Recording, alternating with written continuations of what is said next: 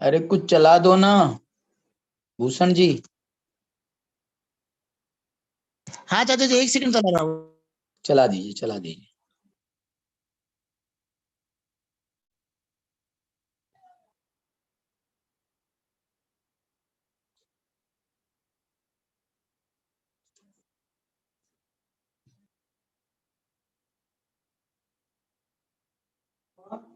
हाँ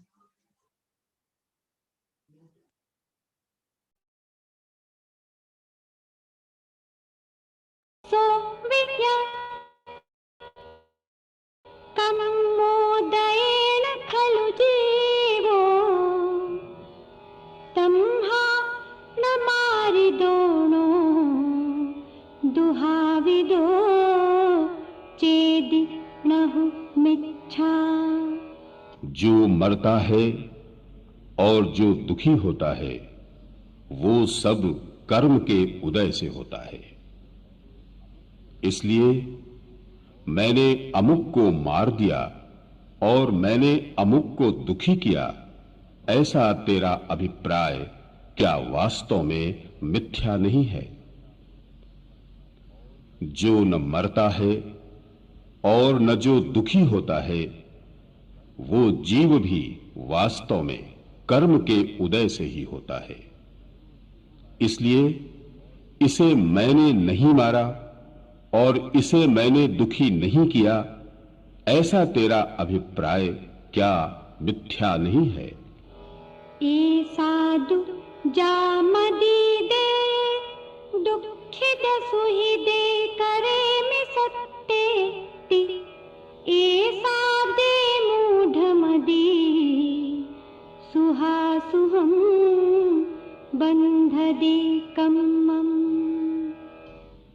तेरी ये जो बुद्धि है कि मैं जीवों को दुखी सुखी करता हूं, ये तेरी मूढ़ बुद्धि शुभाशुभ कर्मों को बांधती है।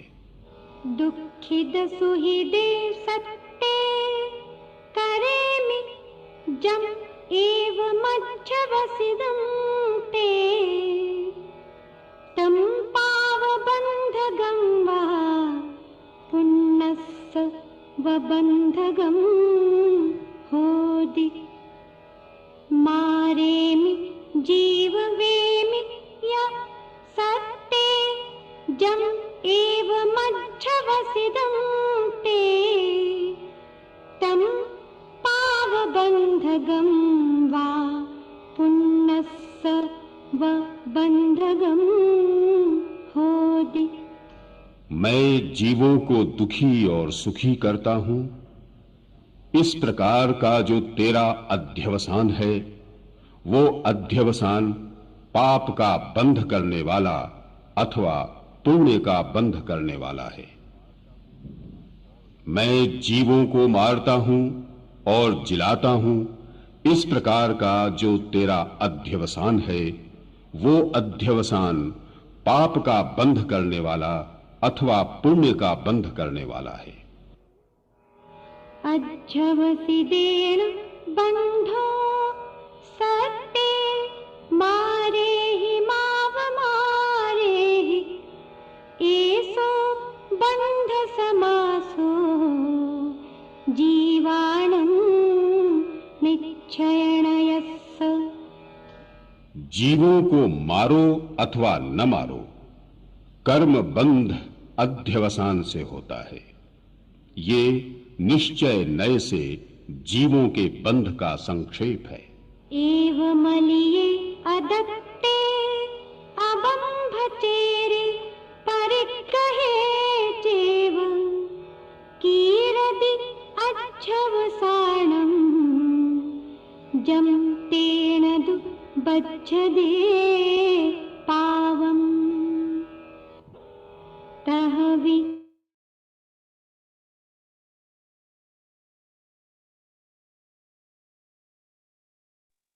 हाँ भाई, शुरू आवाज करो भाई आपकी साहब। हाँ हाँ, आ रही है आवाज? हाँ जी, आ रही है, आ रही है। शुरू करें? हाँ जी, करिए ना प्लीज। वंदितु वंदितु सब सिद्धे ध्रुवमचल मनोवमं गतिं पत्ते वोच्छामि समय पाहुड मिडमो सुध केवली बणिदम।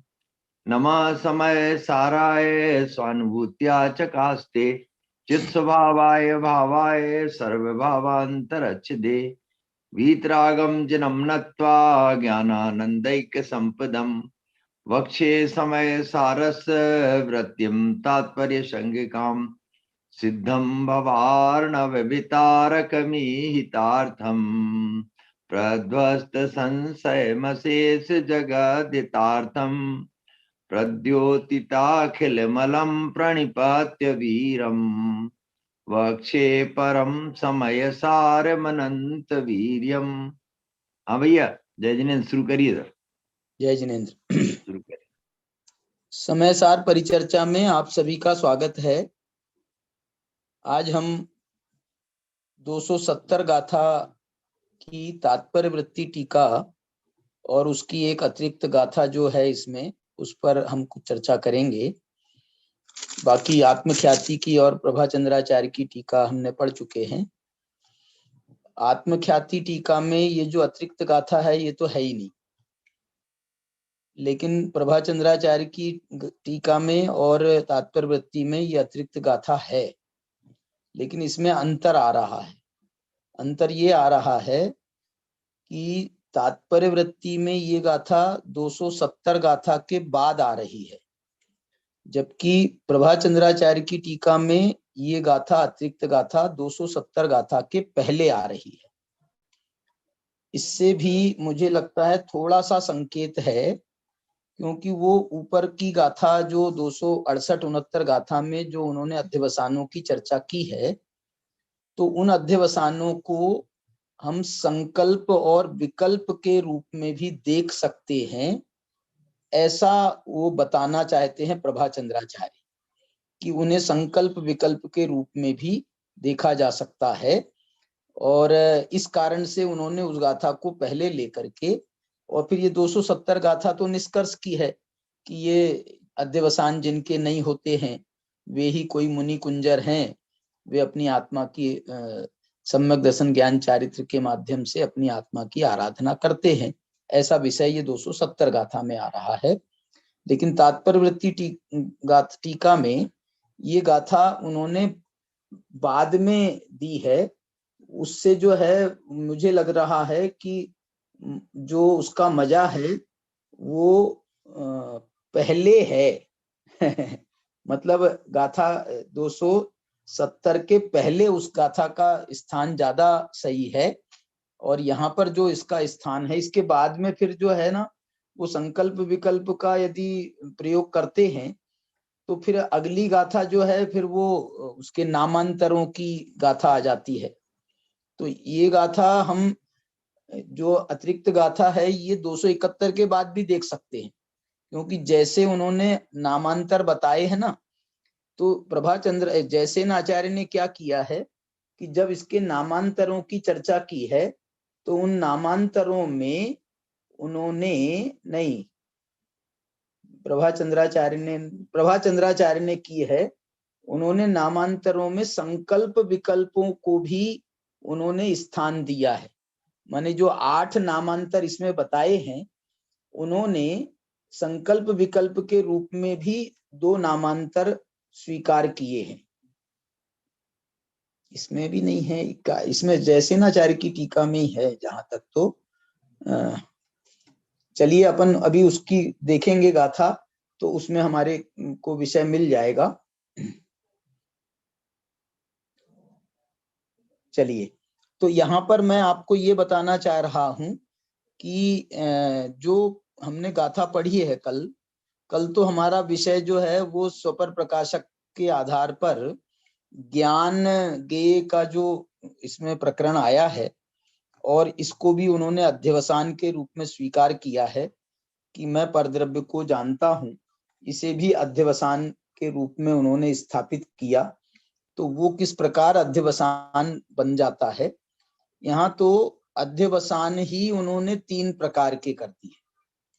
एक क्रिया संबंधी अध्यवसान, एक एकत्व बुद्धि संबंधी अध्यवसान और तीसरा जो है वो ज्ञान ज्ञेय संबंधी अध्यवसान, जिसको उन्होंने ज्ञायमान अध्यवसान ऐसा संकेत किया है कि जानने में भी हमारा अध्यवसान हो सकता है। हम जो है जानने को भी किस प्रकार अध्यवसान के रूप में ले लेते हैं, इस बात का जो है उन्होंने वो संकेत भी किया है कि ऐसा नहीं है कि हम जानने को जो है मिथ्या दृष्टि जैसे जानता है तो उसका जानना सम्यक नहीं कहा जा सकता, उसका वो जानना भी मिथ्या ज्ञान है।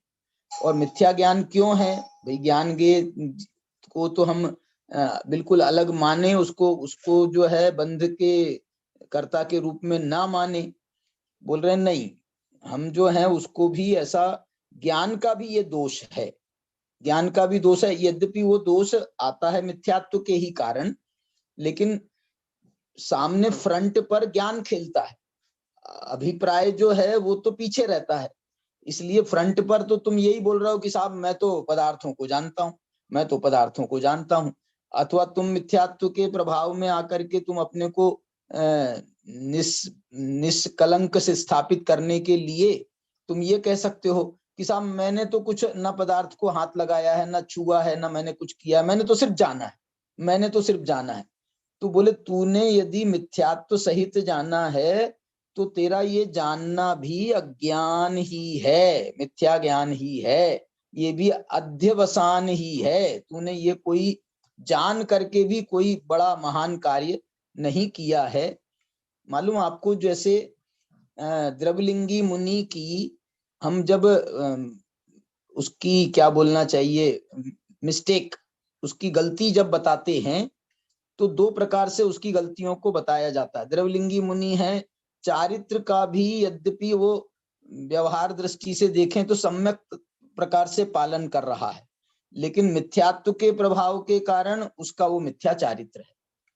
इसी प्रकार से एक ऐसा द्रवलिंगी मुनि ले लो अथवा ऐसा मुनि ले लो जिसको 11 अंग 9 पूर्व का ज्ञान हो गया, 11 अंग 9 पूर्व का भी ज्ञान हो गया, तो वो भी मिथ्यात्व के प्रभाव में यदि रहेगा तो उसके ये 11 अंग 9 पूर्व का ज्ञान भी मिथ्या ज्ञान कहलाएगा। तो इस दृष्टि से ये जो है तुम्हारी क्रियाएं हो, मन मिथ्यात्व तो अध्यवसान है ही, लेकिन मिथ्यात्व के साथ में होने वाली क्रियाएं भी अध्यवसान है और मिथ्यात्व के साथ होने वाला ज्ञान भी अध्यवसान है। इस प्रकार की जो बात है ये यहाँ पर इस गाथा में बहुत उभर करके आई है। एक बात इसमें जो विशेष रूप से आई है, जिसका उन्होंने पूर्ववर्ती कलश में भी स्थान दिया, यति कह करके, इस गाथा में भी उन्होंने मुनि कह करके उनको स्थान दिया है। इस बात का एक संकेत टीका में जो है मुझे मिलता है, जैसा टीका में ये भी लिखा है उन्होंने। क्या लिखा है टीका में? देखो, ते एव मुनि कुंजरा केचन, वे ही मुनि कुंजर हैं। कुंजर का अर्थ होता है श्रेष्ठ, और इसमें दो बातें इस संबंध में मुझे कहना है। तो मुनि शब्द का प्रयोग क्यों किया है? क्योंकि इसमें उन्होंने सम्यक दर्शन, सम्यक ज्ञान और सम्यक चारित्र तीनों को इन्होंने बहुत उत्कृष्टता से स्थापित किया है। हम जो हैं यदि चौथे पांचवें गुणस्थान वर्तियों को लेते हैं तो उनको भी चारित्र तो है, सम्यक चारित्र तो है, लेकिन उनके चारित्र को हम उत्कृष्ट स्तर पर तो नहीं ले सकते हैं। उत्कृष्ट स्तर पर जो चारित्र है उसको नहीं ले सकते हैं, जबकि यहाँ पर इन्होंने चारित्र को भी एक उत्कृष्ट स्तर प्रदान किया है। किस अर्थ में प्रदान किया है उसके लिए इसमें एक शब्द है। एक तो मुनि कुंजर शब्द का प्रयोग है, दूसरा इन्होंने एक शब्द का प्रयोग किया है, वो बताना चाहता हूं कि स्वच्छ, स्वच्छंद, उद्यत, अमंद अंतर ज्योति। माने ये जो शब्द है ना, अमंद अंतर ज्योति, ये अमंद अंतर ज्योति जो है इसका मतलब है जिनको तीव्र स्तर पर जिनकी अंतर ज्योति प्रकाशित हुई है, और जो है वो जो है सम्यक प्रकार से देखते हुए, सम्यक प्रकार से जानते हुए विविक्त विविक्तम आत्मानं जानन्तः, विविक्त आत्मा को जानते हुए, सम्यक पश्यन्तो, सम्यक प्रकार से देखते हुए, अनुचरन्तश्च, उनका अनुचरण करते हुए, स्वच्छ, जिनकी अंतर ज्योति स्वच्छ है और स्वच्छंद है और उद्यत है और अमंद है। अंतर ज्योति के 4 विशेषण लगाए इन्होंने, 4 विशेषण लगाए। कौन कौन से? एक तो स्वच्छ कहा, दूसरा स्वच्छंद कहा। ये स्वच्छंदता का अर्थ जो है ना, इसको यदि हम चारित्र के साथ में घटाएं तो स्वच्छंद का मतलब जो है, गृहस्थ अवस्था में तो जो गृह श्रावक है उसको हम स्वच्छंद नहीं कह सकते, उसको स्वतंत्र, माने वो तो अपने पारिवारिक बंधन में बंधा हुआ है, वो स्वच्छंद नहीं है। मुनिराज जो है उनकी स्वच्छंद प्रवृत्ति होती है। स्वच्छंद प्रवृत्ति माने वो जो निश्चयाभास वाली स्वच्छंदता है वो दूसरी है, यहाँ स्वतंत्रता वाली स्वच्छंदता को मैं कहना चाह रहा हूं। ये स्वच्छंदता में मतलब जो है मुनिराज अपनी मर्जी के मालिक होते, ये उनकी स्वच्छंद प्रवृत्ति, वो किसी के बंधन को स्वीकार नहीं करते। सिकंदर ने, वो उस समय एक मुनिराज थे, क्या नाम था उनका, सिकंदर ने अपने दरबार में उनको बुलवाया तो वो दिगंबर मुनिराज ने मना कर दिया, बोला हम नहीं आते। अरे तुम किसको मना कर रहे हो? बोले नहीं, वो जिसको भी समझना है तुम समझो, हम नहीं जाते, हम तो अपना स्थान छोड़ते नहीं, हम नहीं जाते। बोले नहीं, वो राजा जो है तुमको बहुत कुछ का कुछ कर देगा, तुम चलो। बोले नहीं, जो होना होगा होगा, फिर तो जो होना होगा होगा। जब सिकंदर को ये बात पता चली कि भैया मुनिराज ने मना कर दिया है, तो उन्होंने इस बात का बुरा ना मानते हुए सिकंदर स्वयं उपस्थित हुआ, उनके सामने नतमस्तक हुआ। मेरा ये कहना है कि ये बात जो है ना स्वच्छंद है, मुनिराज स्वच्छंद प्रवृत्ति करते हैं। स्वच्छंद प्रवृत्ति का एक अर्थ ये भी होता है कि वो कहीं बंधन में नहीं बंधते हैं, उनकी मर्जी होती है, एक दिन रुकेंगे, एक उनकी मर्जी होती है 4 दिन रुकेंगे, उनकी मर्जी होती है तो अपने जब मर्जी हुई उठाया अपना पीछी कमंडल चले। उनको, उनके पास में कोई ऐसा परिग्रह भी नहीं है कि जिसकी व्यवस्था उनको करनी पड़ी कि भैया ये सब लेकर के चलना है, कैसे होगा कैसे नहीं होगा, कोई नहीं। 2 चीजें हाथ में हैं और ये दोनों उनकी स्वतंत्रता में बाधक नहीं है। पीछी कमंडल है, 2 चीजें हैं, इतनी भारी भी नहीं है, उनको वो उसका बोझा खुद सहन कर सकते हैं, चले। तो इसमें जो है ये स्वच्छ, स्वच्छंद, उद्यत, आप सोचो उद्यत और अमंद, क्या बात है, अमंद। ऐसी अंतर ज्योति जिनको उत्पन्न हुई है वो जो है शुभाशुभेन वा कर्मणा न खलु लिप्येरन, वे शुभाशुभ कर्मों से बंधते नहीं है। ये इसमें जो है ना उन्होंने सम्यक दर्शन ज्ञान चारित्र तीनों की एकता को स्थापित करने का जो आचार्य का मंतव्य था, उसी दृष्टि से उन्होंने इसमें मुनि का प्रकरण भी, मुनि शब्द का प्रयोग भी इसमें किया। एक बात मैं आपको बताना चाहता हूं, टोडरमल जी के एक शब्द का अपन स्मरण करते रहते हैं जब तब में। टोडरमल जी ने ये लिखा है कि ये मैं यहाँ पर इसलिए बुद्धिपूर्वक याद कर रहा हूं, आप अन्यथा अर्थ में नहीं लेना, कि चौथे गुण स्थानवर्ती को मोक्ष मार्ग है या नहीं, सम्यक दर्शन ज्ञान चारित्र की एकता रूप मोक्ष मार्ग है या नहीं। तो टोडरमल जी ने उसके लिए यहां तक शब्द का प्रयोग किया है कि उसको मोक्ष मार्ग होसी, होसी माने उसको मोक्ष मार्ग होगा, इसकी गारंटी है। मोक्ष मार्ग माने सम्यक दर्शन ज्ञान चारित्र की एकता वाली जो बात है ना, अभी चौथे पांचवें गुणस्थान में, चौथे गुणस्थान में विशेष रूप से हम कहें तो यहाँ पर सम्यक दर्शन ज्ञान की मुख्यता है, चारित्र की मुख्यता नहीं है, क्योंकि व्रतादि का सद्भाव नहीं है। मुनिरा अभी श्रावक है, घर गृहस्थी में बहुत उलझा हुआ है, बहुत सारी दूसरी उसकी प्रॉब्लम्स हैं, बंधन है, तो उस कारण से जो है जब मुनि अवस्था प्राप्त होती है तो फिर सारे बंधनों से वो मुक्त हो जाते हैं। एक बात। अब एक बात की ओर और मैं संकेत कर रहा हूं, और वो ये बात है कि यहां पर ये केचन शब्द क्यों लिखा, तेव मुनि कुंजरा केचन, वे ही कोई मुनि कुंजर हैं, माने मतलब इसमें ऐसा लग रहा है केचन, केचन कह करके कोई मुनि कुंजर हैं, सारे मुनि जो हैं वो ये सम्यक दर्शन ज्ञान चारित्र की इस प्रकार से अपनी आत्मा की आराधना पूर्वक आराधना करते हों, ऐसा ऐसा माने इसमें उसके संकेत हैं, केचन शब्द में उसके संकेत हैं। इसी कारण से जब इसका अनुवाद लिखा है नीचे, तो अनुवाद में तो मूल में तो उन्होंने केचन से कोई शब्द का प्रयोग किया, कोई मुनि कुंजर, लेकिन उसके बाद में उन्होंने कोई शब्द के कोष्टक में विरले शब्द का और इसमें शब्द डाला है, विरले माने सभी नहीं, सभी भावलिंगी मुनिराज होते हैं वे सभी भावलिंगी हों ऐसे नहीं है, वो जो है ना कोई विरले ही उसमें होते हैं, ये एक संकेत इसमें है। इस बात पर थोड़ा सा विचार करने की आवश्यकता है।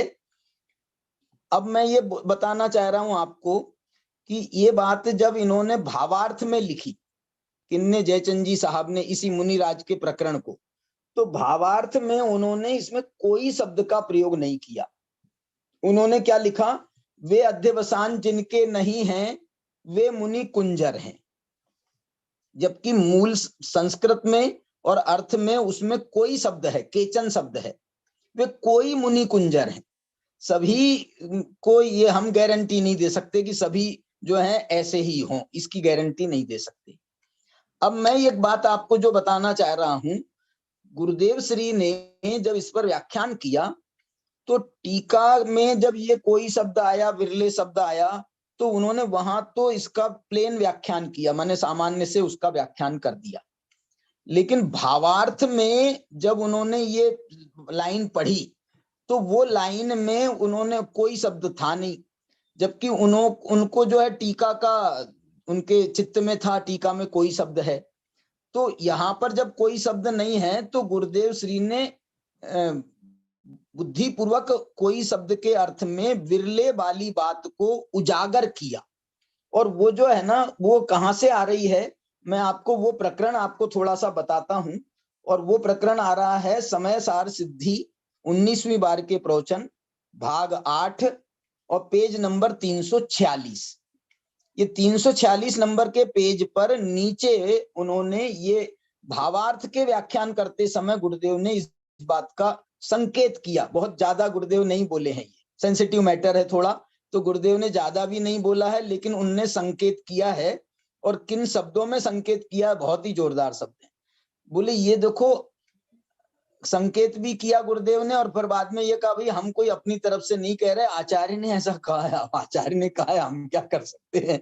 देखो गुरुदेव के शब्द मैं आपके सामने पढ़ रहा हूं, वे अध्यवसान जिनके नहीं हैं वे मुनि कुंजर हैं, ये भावार्थ की पंक्ति है। गुरुदेव कह रहे हैं मुनि प्रवर प्रधान कोई महाविरल जीव है। अब ये विरल शब्द गुरुदेव ने वो लगाया है टीका के रेफरेंस से। आहा, ये 3 प्रकार के अध्यवसान नहीं, वे कोई, देखो कोई शब्द भी लगाया, मुनि कुंजर विरल हैं। अब गुरुदेव क्या बोल रहे हैं सुनना, मुनि में कोई विरल मुनि है, मुनि में कोई विरल मुनि है। आहा, शास्त्र ऐसा पुकारता है ना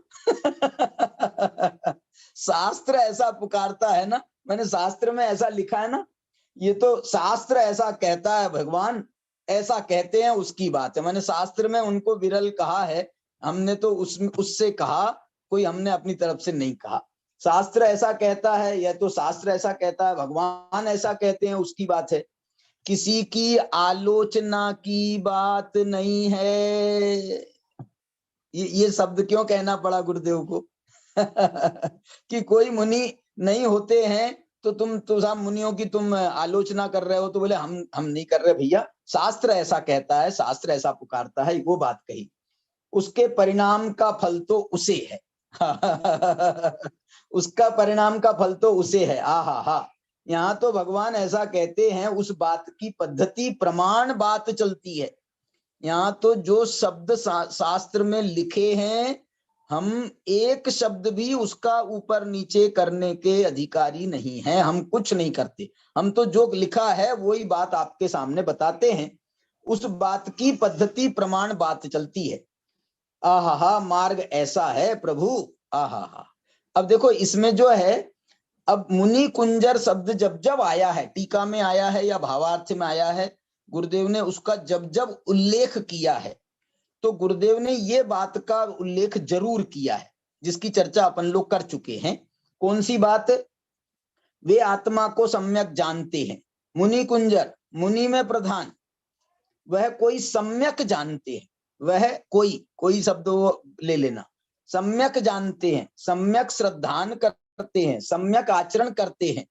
इसलिए अज्ञान के अभाव से सम्यक दर्शन ज्ञान चारित्र रूप होते हुए कर्मों से लिप्त नहीं होते, उसे मुनि कहते हैं। आहा, यद्यपि मुनि की मुख्यता से बात की है, गुरुदेव के शब्द, मुनि की मुख्यता से बात की है, बाकी एकत्व बुद्धि तो समकिति को भी नहीं होती। देखो यहां पर भी गुरुदेव ने ऐसा पूरा व्याख्यान नहीं किया, सम्यक दर्शन ज्ञान चारित्र का धनी तो सम्यक दृष्टि भी है।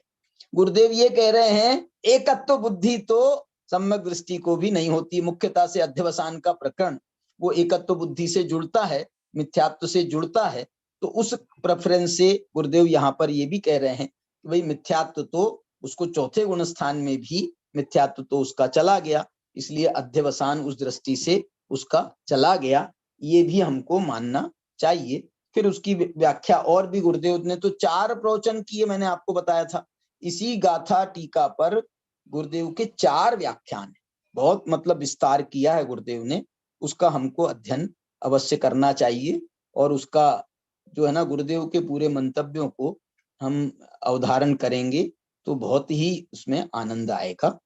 चलिए आज की चर्चा को हम अब आगे बढ़ाते हैं और आदरणीय भाई साहब अभय जी से निवेदन करते हैं कि वो तात्पर्य वृत्ति टीका और उसके साथ में जो दूसरी एक और गाथा है, इन दोनों गाथाओं की तात्पर्य वृत्ति टीका से हमारा स्वाध्याय कराएं अभय जी भाई साहब। फिर प्रदीप जी भाई साहब से अपन आगे की जो गाथा है उसका स्वाध्याय उनसे सुनेंगे। 271 गाथा पर चलेंगे क्योंकि इसके बाद में कोई कलश नहीं है, 271 गाथा के बाद ही आएगा कलश। जय जिनेन्द्र सभी को। जय जिनेन्द्र सारी बातों का स्पष्टीकरण अच्छी तरह से हो ही चुका है। गुरुदेव का भी आशय और उनकी शैली अपने को मालूम पड़ेगी इस संदर्भ में। उनके ऊपर शायद जैसेनाचार्य की टीका का भी असर होगा, क्योंकि इसमें स्पष्ट रूप से ऊपर तो तपोधन मुनि है, तपोधन कह करके मुनियों को याद किया है, और नीचे फिर वही शैली आ गई कि जिसको भेद ज्ञान हो जाता है वो सम्यक दृष्टि, सम्यक ज्ञानी, सम्यक चारित्री हो जाता है। मैं पढ़ता हूँ टीका। जरूर जरूर जरूर। अब निश्चय से परद्रव्य से भिन्न होने पर भी जिस मोह के प्रभाव से आत्मा को परद्रव्य में जोड़ता है, वो मोह भाव जिसके नहीं है वह ही तपोधन है, ऐसा प्रकट करते। ये इनने अपनी तरफ से तपोधन शब्द का प्रयोग किया। ए दाणी लत्थी जैसे मध्य वसाणाणी एवं आदीणी, ये पूर्वोक्त यानी जो 3 तरह के बताए हैं, और इसी प्रकार से और भी कर्म बंध के निमित्त रूप शुभ तथा अशुभ अध्यवसान हैं, वे जिनके नहीं हैं ते असहेण सहेण या कम्मेण मुनि न लिप्पन्ति, वे ही मुनीश्वर शुभाशुभ कर्म से लिप्त नहीं होते। ये तो उन्होंने प्रतिज्ञा वाक्य बोला, समझ लो जो गाथा का अर्थ किया। फिर कुछ विस्तार ये है कि जिस समय ये इस जीव को शुद्धात्मा के सम्यक श्रद्धान, सम्यक ज्ञान तथा सम्यक चारित्र रूप निश्चय रत्नत्रय वाला भेद विज्ञान नहीं होता है, उस समय मैं परजीवों को मारता हूं इत्यादि हिंसा की अध्यवसान, मैं नार की हूं इत्यादि कर्मोदय रूप अध्यवसान, और वो ये धर्मास्तिकाय है इत्यादि गेय पदार्थों के अध्यवसान को। 3 यह अध्यवसान बता दिए है। तो गेय में जो ज्ञान में गेय की सत्ता भाषित होती है, जिसको कल अपन ने बहुत चर्चा की थी, तो इन्होंने बहुत स्पष्ट रूप से 3 हाँ। तरह के अध्यवसानों का वर्गीकरण किया है। हाँ, गेय पदार्थों के अध्यवसान को निर्विकल्प शुद्धात्मा से भिन्न नहीं जानता है। वाह वाह। शुद्धात्मा का स्वभाव ज्ञान स्वरूप है, और ये अध्यवसान जो है ये सब पराश्रित हैं और बंध के कारण हैं। इस तरह भेद ज्ञान नहीं है।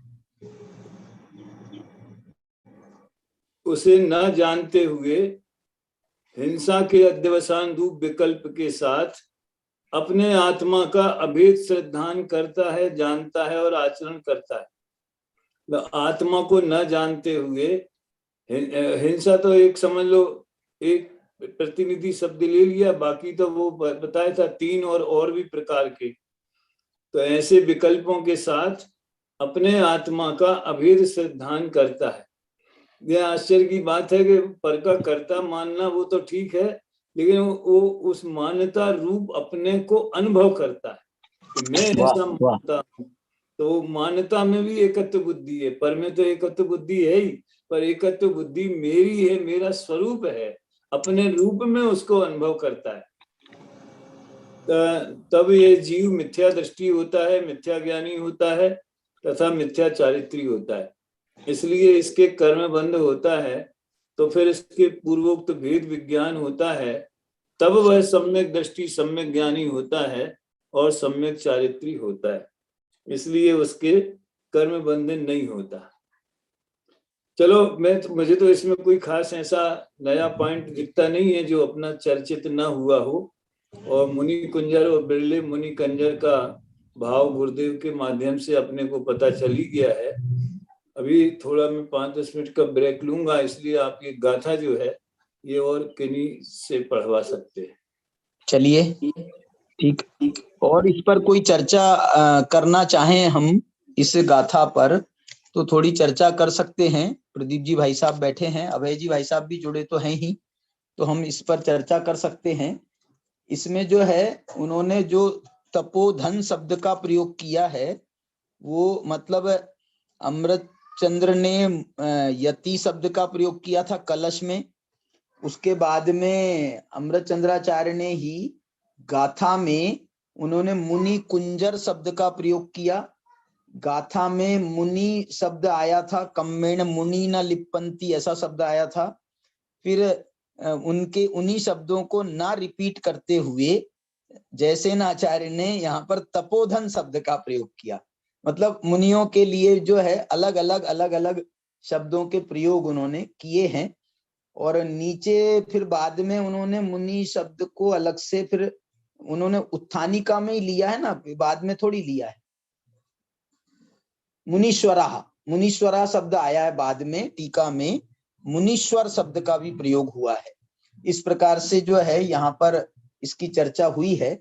संजय जी ने अपना बात कुछ कह रहे हैं, हम उनको सुनते हैं। हाँ भाई साहब बताइए। नहीं, मैं कुछ नहीं कह रहा। अभय जी भाई साहब ने मान्यता के साथ एकत्व बुद्धि की बात की है, अभी उसे थोड़ा सा डिस्क्राइब और कर रहे हैं। अभय जी भाई साहब, वो कुछ भाई साहब थोड़े से कुछ बिजी हुए हैं। अच्छा ठीक है, आप बता दीजिए, आपने तो समझा ही है ना।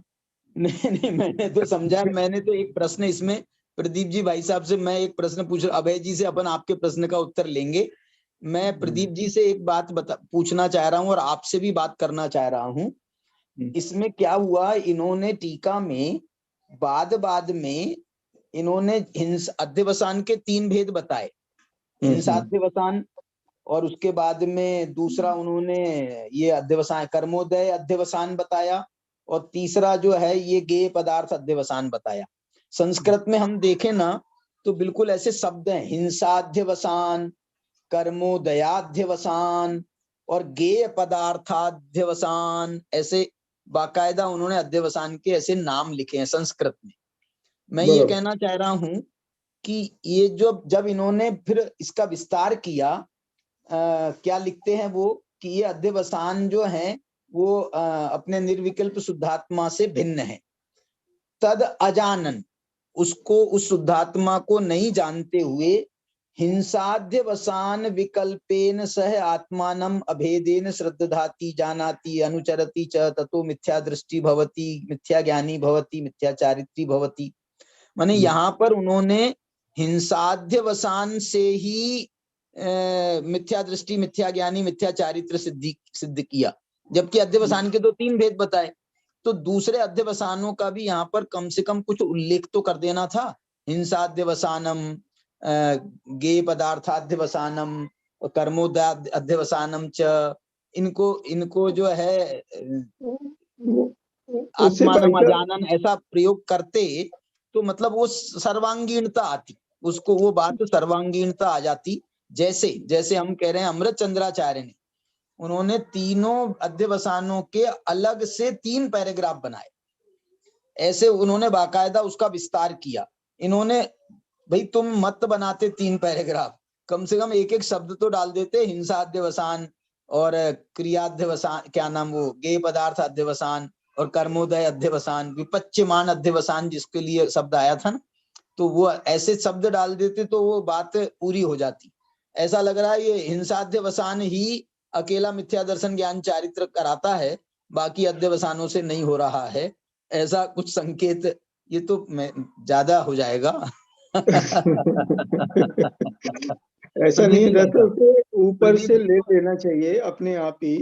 बाकी जो 2 विकल्प नहीं है वो ऊपर से ले लेना चाहिए, क्योंकि अपन पहले भी ये पढ़ करके आए हैं, परसों की चर्चा में भी ये था कि तीनों के मिथ्या अलग अलग, तीनों के मिथ्या दर्शन, मिथ्या ज्ञान, मिथ्याचारी 3 रूप हैं, तीनों के ही अलग अलग। यहाँ पर भी इसमें भी लिया है ऐसा, जो ऐसा लिखा है ना, ये हिंसा का अध्यवसान बोल रहे हो ना आप, ये उसी की दूसरी लाइन में इत्यादि गेय पदार्थों के अध्यवसान को, तो ये गेय पदार्थ में यहाँ वाला दूसरा वाला ले लिया ना ये। नहीं, आप जयसेनाचार्य की टीका देखो ना, जयसेनाचार्य की टीका में कह रहा हूँ मैं, ये जो देखो ये जो लिखा है, मैं जीवों को मारता हूँ इत्यादि हिंसा के अध्यवसान में, अध्यवसान फिर कामा लगा दिया, फिर मैं नारकी हूँ इत्यादि कर्मोदय रूप अध्यवसान, ये दूसरा अध्यवसान नाम लिखा बराबर।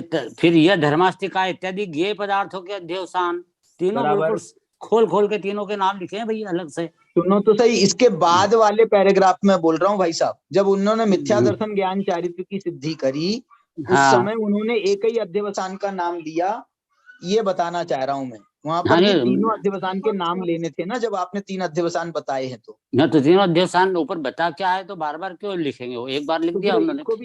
इसको भी नहीं लिखते थे, अकेला लिख देते, अध्यवसान जिनके नहीं है वो मुनि कुंजर है। आपने हिंसाध्यवसान शब्द का प्रयोग कर रहे हो आप, अकेला कॉमन अध्यवसान शब्द का प्रयोग करते, जैसे गाथा में है एदानी अध्यवसानानी, जिसके नहीं है वे मुनि कर्मों से लिप्त नहीं होते, तो भी चल जाता।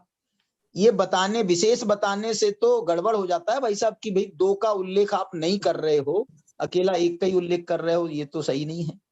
हाँ, तो उसे न जानते हुए हिंसादि के अध्यवसान आदि लगाया होगा, वो संस्कृत में देख लीजिए, कुछ आदि नहीं है ना, नहीं है आदि। तद अजानन हिंसाध्यवसान विकल्पेन सह आत्मानम अभेदेन श्रद्धाति जानाति अनुचरति च। माने च शब्द का भी प्रयोग नहीं है भाई साहब, आदि शब्द, च शब्द किसी का प्रयोग नहीं है, एक ही अध्यवसान का सिंगल एक वचन में प्रयोग है। हाँ, तो उसका देखो ऐसा है कि बार बार नहीं लिखते हैं, ऊपर जो उन्होंने तीनों अध्यवसान के नाम अलग अलग बताए और फिर ये कह दिया कि ये हिंसा का अध्यवसान में भी विकल्प अभेद सिद्धांत कर रहा है, तो बस यहाँ पे बस उसके अंदर गर्भित है कि हर तरह के अध्यवसान उसके अंदर गर्भित हैं। वो तो मानना ही है, सही है। चर्चा करना चाहता था। हाँ बोलिए। वो 2 दिन से आप मुनि कुंजर वाली बात कर रहे हैं, गुरुदेव श्री के सन, आज सुबह से ही मैं चर्चा में हूँ ऐसा मान लेना, क्योंकि 2 दिन की मेरी चर्चा छूट गई थी, जैसे वापस सुन रहा था। तो हम तो तुम्हारी एब्सेंट लगा रहे थे, तुम बोल रहे मेरे मैं 2 दिन से कह रहा हूँ। अब प्रेजेंट लगा लेना, मैंने आज पूरी सुन ली है। अच्छा, बहुत अच्छा, बहुत अच्छा, बहुत अच्छा। तो मैं ये कह रहा था कि मुनि कुंजर जो शब्द है, तो कुंदकुंद आचार्य देव का जो अप्रतिबुद्ध है वो उनके शिष्य हैं। अब वो शिष्य चूंकि सामने मुनि हैं, इसलिए मुनि की बात है, अन्यथा वो एक सामान्य व्यक्ति की बात है जिसमें भी मिथ्या दर्शन ज्ञान चारित्र है, अध्यवसान है। और बिल्कुल उनका जो अप्रतिबुद्ध है, वो अप्रतिबुद्ध चाहे आप मुनि कहें उसे, चाहे साधारण मिथ्या दृष्टि कहें, दोनों एक ही बात है। क्योंकि वो यहाँ ऐसा फर्क लेकर के नहीं चल रहे। जहाँ मुनि का संदर्भ उन्होंने दे दिया तो वहां तो हम कह देते हैं, या गुरुदेव श्री भी बोलते हैं कि यहाँ मुनियों की मुख्यता से बात है। अन्यथा जो है ना, जहाँ संदर्भ नहीं होता है वहां सम्यक दृष्टि की हम बात करते हैं। तो ये मुझे जो लगता है वो ये कि उनके सामने चूंकि शिष्य हैं, बेचारे मुनि हैं, तो इसलिए मुनियों की बात आ जाती है। अब यहाँ भी उन्हें बिरला शब्द उपयोग करना पड़ा, बहुत सारे मुनियों में से बिरला मुनि है ना। तो ऐसा जो मुनि है वो सम्यक दृष्टि है, मुनि उतना संदर्भित नहीं है जितना कि अप्रतिबुद्ध को बोधन देने के लिए ये विषय है। तो वो चौथे गुण स्थान वर्ती है। और जहां तक 7वें गुण स्थान वर्ती की बात है, 6ठे गुण स्थान वर्ती की बात है, तो वो तो सहज ही चारित्र अनुचरण में है। अगर मुनि भी सम्यक दृष्टि होता है, जिस काल होगा उसी काल वो 6ठे गुण स्थान वर्ती भी हो जाएगा पहले से। ये क्या है कि आपने बोला ना कि मुनि जो है वो उनकी मुख्यता से लिखा है, तो मुख्यता शब्द के अंदर में अपने आप गर्भित हो गया कि गौण रूप से चौथे गुण स्थान, 5वां गुण स्थान सभी गर्भित हैं। अर्थात तो चौथे गुण स्थान से लगाना है बात, सारी की सारी अध्यवसान चौथे गुण स्थान वाले को भी नहीं है, वास्तव में नहीं है। और चौथा, 5वां, 6ठा मुनि राज, अगर मुनि जो है, आप सही कह रहे हो कि मुनि रहते हैं सामने, मुख्य तो शिष्य हो तो उनको संबोधन करने में आ जाता है। बाकी उन्होंने शुरू से आखिर तक अभी सभी के लिए लिखा है, यह समझना चाहिए इसमें अपने को अंतर्गर्भित चौथे गुण स्थान से। हाँ, उनका अप्रतिबुद्ध भी मुनि ही है भाई साहब, वो भी साधारण मिथ्या दृष्टि है, जिसको वो संबोधन, मुनि कुंजर संबोधन कर रहे हैं। वो तो सही है, मुनि कुंजर जो है ना, मुनि कुंजर नहीं, मुनि कुंजर अलग बात हो गई। हाँ, वो तो उसके अंदर हो गया। हाँ, तो बिरला मुनि हुई, मुनि कुंजर के अंदर में चौथा गुण स्थान, 5वां सब गर्भित है, ऐसा कहना जरा। मुनि कुंजर में, मुनि कुंजर के लिए ही बात नहीं है, वो अध्यवसान रहित जो है मुनि कुंजर, उनको अध्यवसान नहीं है, तो मुनि कुंजर कोई नहीं है, तो चौथे वाले को है क्या? चौथे वाले 5वें वाले उसमें गर्भित है, ये मैं कह रहा हूँ। बाकी आप जो संयत असंयत दोनों आएंगे उसमें। हाँ, हाँ, बस बराबर आ रहे ना, ये आई रहे। जी भाई साहब, ठीक है ना। मैं तो इतना कह रहा हूँ कि इसको इतने अर्थ में ही समझा जाए कि यहाँ मुख्यता से मुनि की बात कर रहे हैं। दूसरी बात, यहाँ पर अकेले सम्यक दर्शन की बात नहीं कर रहे हैं, वो सम्यक दर्शन, सम्यक ज्ञान, सम्यक चारित्र। और तीसरी बात जो मैंने विशेष रूप से कही थी कि यहाँ पर जब वो मुनियों में भी कह रहे हैं, कोई मुनि कुंजर की बात कर रहे हैं और उसमें अमंद अंतर ज्योति की जब बात कर रहे हैं, सम्यक दृष्टि चतुर्थ गुण स्थान वर्ती अमंद अंतर ज्योति वाला नहीं है। चौथे गुण स्थान वर्ती 6 महीने में आत्मा की अनुभूति होती है उसको, इसलिए अंतर ज्योति तो तब भी अमंद ही रहती है, ज्योति वाला नहीं है, अमंद अंतर ज्योति वाला नहीं है। अंतर ज्योति तो तब भी अमंद ही रहती है, 6 महीने में हो चाहे। चलो ठीक है, मुझे कोई आपत्ति नहीं है, मुझे कोई आपत्ति नहीं है। मैंने अपनी बात कही है, आप अपनी बात कह रहे हो, मुझे कोई आपत्ति नहीं है। यहाँ पर जो बात टीका में लिखी है वो सबके सामने है, गुरुदेव ने जो कहा वो सबके सामने है, जो मैंने कहा वो सबके सामने है, जो आपने कहा वो सबके सामने है। सब लोग निर्णय करेंगे, अपनी कोई दिक्कत नहीं है।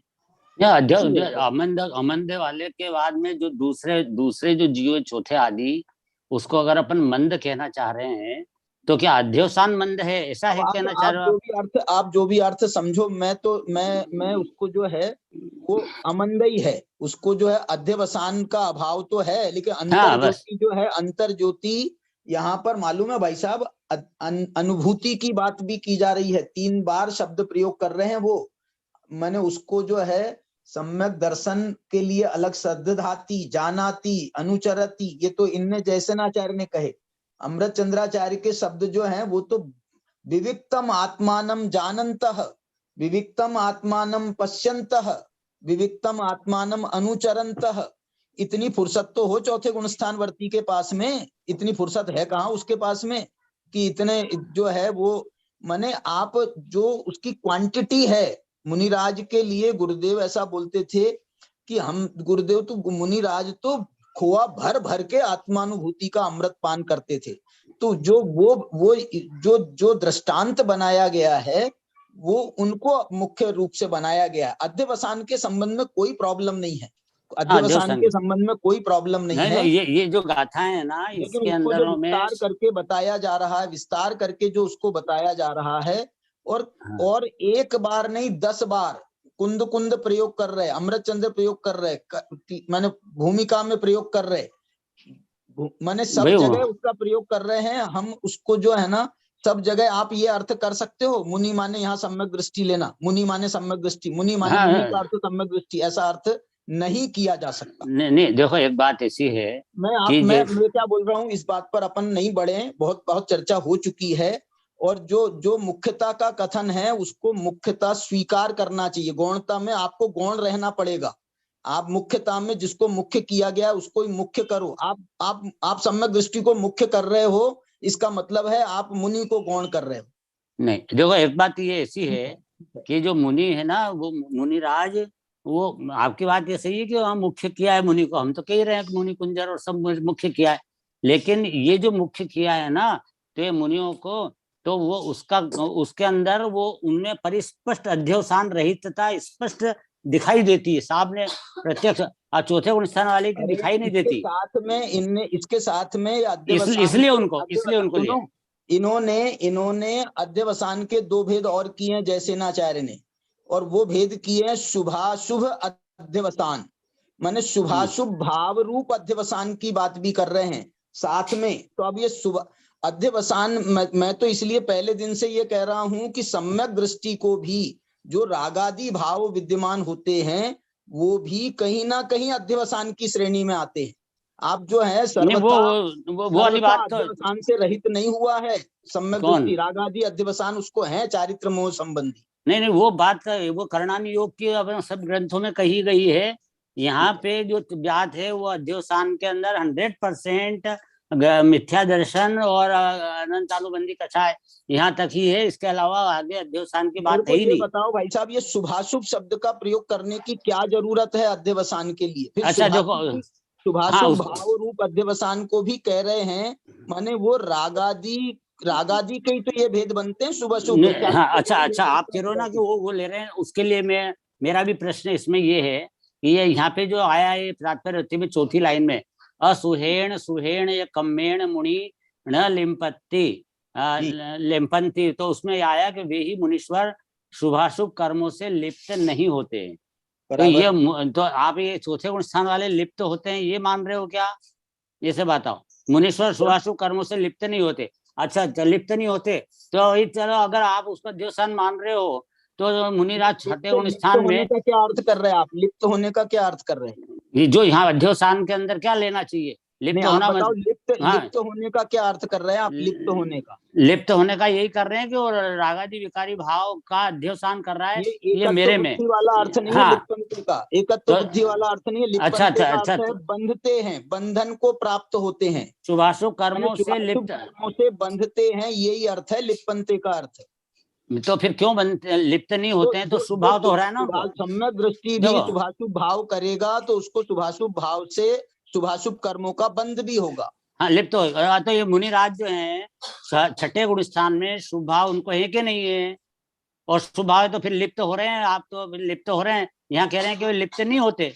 हाँ तो मुनिराज तो शुभ अशुभ से लिप्त नहीं होते हैं। ये मुनिराज सातवें गुण स्थान में तो घटित होता है मुनिराज। हाँ सातवें में होता है, छठे में नहीं होता है ना। अरे छठे में देखो, छठे में नहीं होता, ये बात भी सही है। हाँ तो इसका मतलब उनके साथ में तो हर क्षण में ये घटना घट रही है, लेकिन सम्यक दृष्टि के साथ में शुभाशुभ कर्मों से लिप्त नहीं होने की घटना उसको 2-4 महीने 6 महीने में घट रही है, जो शुद्धोपयोग रूप अवस्था में। 1 मिनट जी। ये मुख्यता गौणता का ही प्रश्न है। गुरुदेव ने तो कह ही दिया है कि यहाँ मुख्यता से मुनि की बात है, लेकिन एकत्व बुद्धि चौथे वाले को भी नहीं होती है। अपने को तो केवल यहीं खड़े रहते हैं कि यहाँ इस प्रकरण में क्या है, तो इसी प्रकरण में तो तपोधन कहा है, इसी प्रकरण में तो मुनि कुंजर कहा है। लेकिन मैं इस बात की ओर भी ध्यान दिला रहा हूँ कि इन्हें टीका के समापन में कि जब फिर जिसके पूर्वोक्त भेद विज्ञान होता है वो सम्यक दृष्टि ज्ञानी और सम्यक चारित्री होता है। तो मैंने पहले भी कहा था कि भेद ज्ञान का अभाव होने पर तीनों स्वीकार किए गए हैं, तो इससे बात चौथे गुण स्थान पर भी चली जाती है। और जो तपोधन वाली बात है, गुरुदेव ने ही कह दिया है कि मुनि की मुख्यता है, तो दोनों अर्थ इसमें आचार्यों ने लगाए हैं, गुरुदेव ने भी लगाए। इसलिए यथा योग्य, मैं यही तो कह रहा हूँ, यथा योग्य समझ लेने में क्या दिक्कत है? यथा योग्य कोई उसको दिक्कत नहीं है। जबरदस्ती खींच करके सम्यक दृष्टि की ही बात है, यहाँ पर मुनि की बात नहीं है, ये अर्थ करने की क्या जरूरत है? नहीं, ये ऐसा कोई भी अर्थ नहीं कर रहा है, न संजय जी कर रहे हैं और न मैं कर रहा हूँ। हमने यही कहा है कि हमने, देखो मैंने जो कहा वही अभय जी ने कहा, तो आप अभय जी की बात बिल्कुल सही मान रहे हो, मेरी बात ना मान रहे, उल्टा कर रहे हो। नहीं, मैं आपकी बात भी पूरी सही मान रहा हूँ भाई साहब, मैं बिल्कुल सही मान रहा हूँ। तो अब ये स्पष्ट ये खत्म हो गई, सही मान, मैंने यही कहा मैंने यही कहा कि भेद दोनों की अपेक्षा है, वो मुख्य है, और ये भी साथ में गर्भित करना चाहिए। अभय जी ने भी नहीं गर्भित करने की तो बात ही नहीं है, नहीं गर्भित, बस बराबर है, ठीक है, कोई मुद्दा नहीं है। चलिए 24 गाथा पढ़ी किसी ने? नहीं पढ़ी, आप पढ़ लो। प्रदीप जी से मैं गाथा वाली पढ़वाना चाहता हूँ, या संजय जी पढ़ लेवे, या शिखर जी पढ़ लेवे। अच्छा है, बहुत दिनों बाद दिख रहा है। संजय जी पढ़ ले। जी भाई साहब, पढ़िए।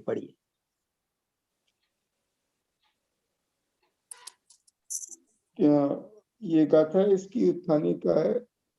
यंतम कालम परभावान आत्मनि योजति इति चेत, कितने काल तक प्रभाव से आत्मा में योजन करता है, ये बताते हैं इसमें गाथा में। जी।